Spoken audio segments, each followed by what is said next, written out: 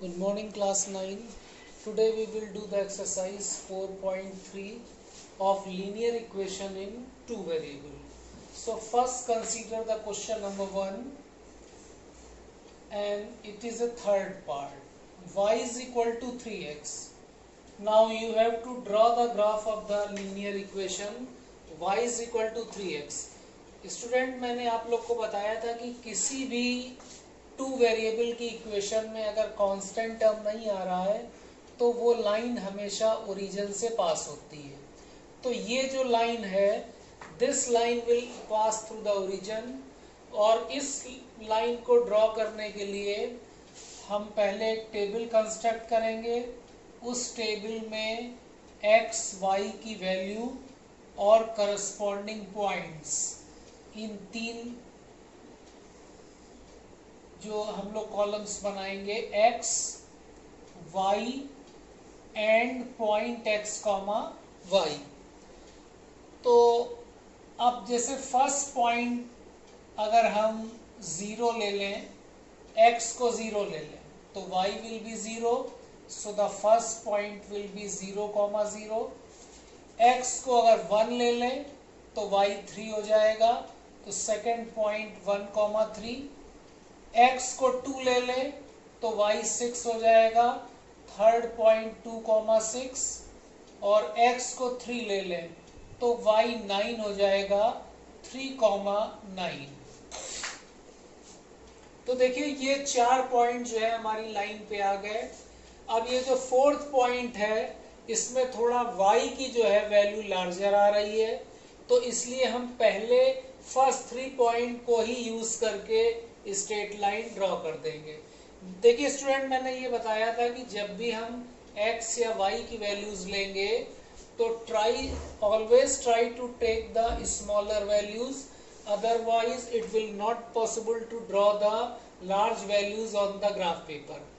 तो with the help of only 3 values you can draw the line. So अब line draw करने के लिए देखिए ग्राफ पेपर में आप लोग जो है हॉरिजॉन्टल लाइन से x एक्सेस को रिप्रेजेंट करेंगे, वर्टिकल लाइन से y एक्सेस को रिप्रेजेंट करेंगे, और पहला पॉइंट हमारा क्या है 0, 0. Second point is 1, 3. देखिए ये रफ डायग्राम है. x की वैल्यू जब 1 है तो y 3 है, तो सेकेंड पॉइंट ये मान लीजिए 1, 3. और थर्ड पॉइंट है x 2 पे y 6 है. जब x की वैल्यू 2 है तो y जो है वो 6 है, यानी 2, 6 इज द सेकेंड पॉइंट. अब इन तीनों पॉइंट को अगर हम ज्वाइन कर दें तो एक स्ट्रेट लाइन आएगी जो ओरिजिन से पास होगी. अब देखिए ये रफ डायग्राम है, इसलिए बिल्कुल एक्यूरेट डायग्राम नहीं आ पाएगा. ये एक रफ स्केच डायग्राम है. इससे ये पता चल रहा है कि ये y is equal to 3x line जो है वो फर्स्ट और थर्ड क्वाड्रेंट में लाई करेगी. देखिए मैंने बताया था आप लोगों को कि ओरिजिन से पास होने वाली लाइन या तो फर्स्ट या थर्ड क्वाड्रेंट में लाई करेगी या सेकेंड और फोर्थ क्वाड्रेंट में लाई करेगी. जब x और y की वैल्यूज के साइन सेम होंगे, मतलब x अगर पॉजिटिव है y भी पॉजिटिव है, x निगेटिव है तो y भी निगेटिव है, तो ये लाइन फर्स्ट और थर्ड क्वाड्रेंट में लाई करेगी. अब अगर x और y के कोऑर्डिनेट्स अपोजिट साइन के हों, मींस x अगर निगेटिव है y पॉजिटिव है, तो सेकेंड क्वाड्रेंट हो गया. x पॉजिटिव है y निगेटिव है तो फोर्थ क्वाड्रेंट हो गया. तो स्ट्रेट लाइन हमारी सेकेंड और फोर्थ क्वाड्रेंट में तब लाई करेगी जब x और y कोऑर्डिनेट्स जो हैं वो अपोजिट साइन के होंगे. तो यहाँ पे हमारे जो पॉइंट्स हैं उसमें x और y दोनों पॉजिटिव वैल्यूज हैं, और अगर निगेटिव वैल्यूज लें तो दोनों निगेटिव वैल्यूज होंगी. तो इसलिए ये हमारी स्ट्रेट लाइन फर्स्ट और थर्ड क्वाड्रेंट में लाई करेगी. अब अगर इस तरीके के कोऑर्डिनेट्स होते कि x coordinate positive y negative, x negative y positive, तो उस केस में ओरिजिन से पास होने वाली लाइन सेकेंड और फोर्थ क्वाड्रेंट में लाई करती. फिर इसके बाद क्वेश्चन नंबर 3 है, if the point 3,4 lie on the graph of the equation 3y equal to ax plus 7, then find the value of a. If this point 3,4 lie on this line, then you have to find the value of a. It is given in the question that 3,4 lie on this line means line की जो equation है उसमें x की जगह 3 और y की जगह 4 हम ले सकते हैं।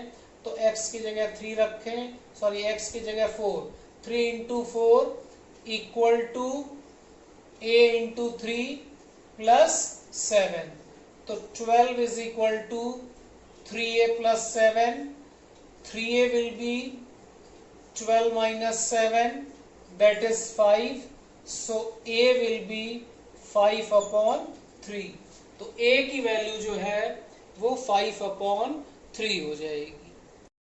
Now next question is question number 6, if the work done by body on application of a constant force is directly proportional to the distance traveled by the body, express this in the form of the equation in two variable and draw the graph of the same by taking the constant force as 5 unit. Also read from the graph the work done when the distance traveled by the body is 2 unit and 0 unit. Now it is given in the question, suppose work done जो है हम ये assume कर लें work done is W and distance traveled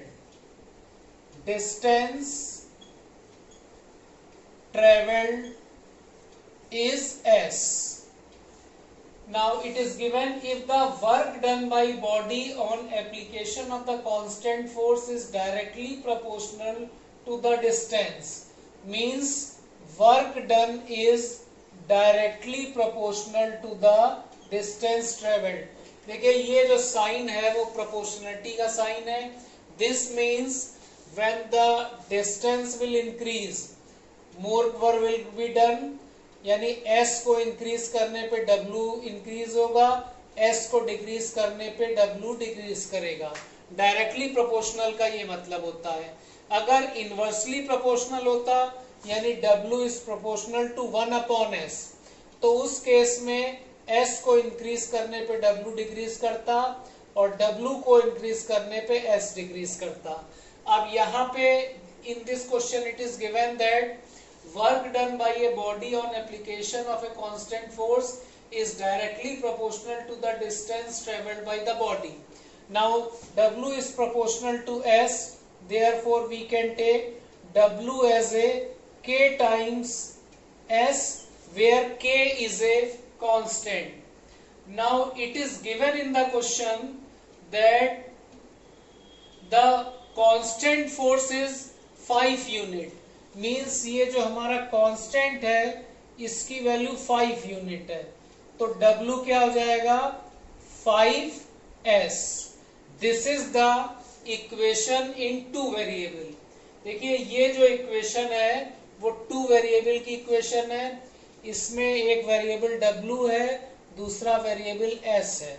तो अब इस variable को अगर हम y कह दें और इस वेरिएबल को अगर x कह दें तो हमारी इक्वेशन हो जाएगी y is equal to 5x। तो अब हमें y is equal to 5x जो है वो प्लॉट करना है। तो इसको प्लॉट करने के लिए सबसे पहले हम एक टेबल कंस्ट्रक्ट करें। देखिए y is equal to 5x straight line जो है ये ओरिजिन से पास होगी और फर्स्ट और थर्ड क्वाड्रेंट में लाई करेगी। तो अब इसके लिए हम टेबल कंस्ट्रक्ट करें। टेबल कंस्ट्रक्ट करने में एटलीस्ट 3 वैल्यूज जो है वो हम लोग को लेनी है x की और उसके करस्पॉन्डिंग y की वैल्यू आ जाएगी। तो अब जैसे x को x y and point x comma y, अब x की वैल्यू जैसे ले लें हम 0, 2, and -1. तो when x is 0, y will be 0. When x is 2, y will be 10. And when x is -1, y will be -5. देखिए 10 जो है वो थोड़ी लार्जर वैल्यू हो जाएगी, जिसको प्लॉट करने में प्रॉब्लम आ सकती है, तो इसलिए एक और दूसरी हम वैल्यू ले लें +1. तो when x is 1, y is 5. तो देखिए अब हमारे पास 4 पॉइंट हो गए, 0, 0, 2, 10, -1, -5 एंड 1, 5. अब इन चारों पॉइंट्स को हम प्लॉट करें.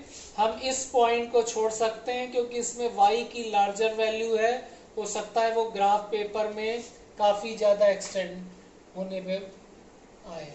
तो अब इसको हम जब प्लॉट करेंगे तो पहला पॉइंट है हमारा 0, 0, सेकेंड पॉइंट है -1, -5. तो देखिए ये वैल्यू जो है थर्ड क्वाड्रेंट में लाई करेगी, -1, -5. फोर्थ पॉइंट है हमारा 1, 5. ये फर्स्ट क्वाड्रेंट में लाई करेगी एंड दिस वैल्यू इज 1, 5. अब इनको ज्वाइन करती हुई एक लाइन हम ड्रॉ करेंगे. तो ये लाइन जो है वो स्ट्रेट लाइन है and this straight line represent the equation y is equal to 5x and which is actually representation of w is equal to 5s. अब हमको इस क्वेश्चन में ये फाइंड करना है कि read from the graph of the work done when the distance traveled by the body is 2 unit. तो देखिए जो अगर डिस्टेंस 2 यूनिट है और डिस्टेंस 0 यूनिट है, सबसे पहली चीज तो जब डिस्टेंस हमारा 0 यूनिट है तो वर्क कितना आएगा, वर्क भी 0 आएगा. इस इक्वेशन में s को 0 कर दें तो w कितना हो गया, 0 हो गया. फिर अगर डिस्टेंस ट्रेवल्ड जो है वो 2 यूनिट है, तो अब मैं देखिए यूनिट नहीं लिख रहा हूं, it is understood. Distance unit means the distance will be in metre और किलोमीटर. अब when distance is 2 unit, the work done will be 5 into 2, 10 unit. यानी जब डिस्टेंस हमारा 2 यूनिट है तो वर्क डन जो है हमारा 10 यूनिट हो जाएगा. तो देखिए जब आप ग्राफ प्लॉट करेंगे ग्राफ पेपर पे, तो आप x एक्सिस पे तो डिस्प्लेसमेंट लेंगे, y एक्सिस पे फोर्स लेंगे. तो अब जब ये स्ट्रेट लाइन आप प्लॉट कर लेंगे तो स्ट्रेट लाइन प्लॉट करने के बाद जैसे 2, ये s इज इक्वल टू 2 है यहाँ पे, तो अब इसके करस्पॉन्डिंग हम इसको अगर हम एक्सटेंड करें और ये स्ट्रेट लाइन को जिस पॉइंट पे कट कर रहा है उसके करस्पॉन्डिंग y एक्सिस पे जब वैल्यू फाइंड करेंगे तो ये वैल्यू हमारी 10 यूनिट आ जाएगी. तो देखिए इसीलिए स्टूडेंट मैं आप लोग से बार बार कह रहा हूँ कि आप लोग ग्राफ पेपर यूज करिएगा और सारे ग्राफ्स जो है वो ग्राफ पेपर पे ही प्लॉट करिएगा. ग्राफ पेपर की कॉपी आती है, पतली कॉपी आप खरीद लीजिए और जितने भी ग्राफ्स हैं उनको आप रजिस्टर में पेस्ट कर दीजिएगा.